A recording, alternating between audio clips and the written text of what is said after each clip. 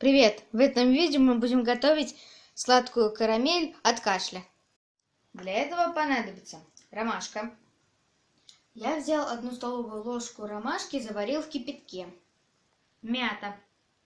Также берем 1 столовую ложку мяты и завариваем ее в кипятке. Корица. Корица нам понадобится пол чайной ложки. Имбирь. Я взял молотый имбирь пол чайной ложки. Мед. Меда нам понадобится полстакана. Все ингредиенты смешиваем и ставим на огонь. Прогреваем смесь на маленьком огне до кипения. Когда смесь начнет густеть, снимаем ее с огня. Даем остыть 10 минут и чайной ложкой выкладываем наши леденцы на пергаментную бумагу.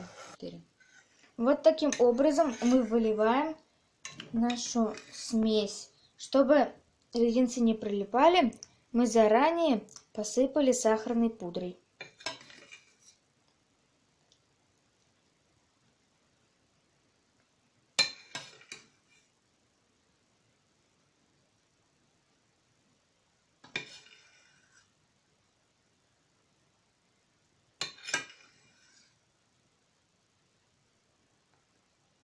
Вот такие леденцы у нас получились. Если вам понравилось это видео, ставьте лайки, подписывайтесь на канал. Пока!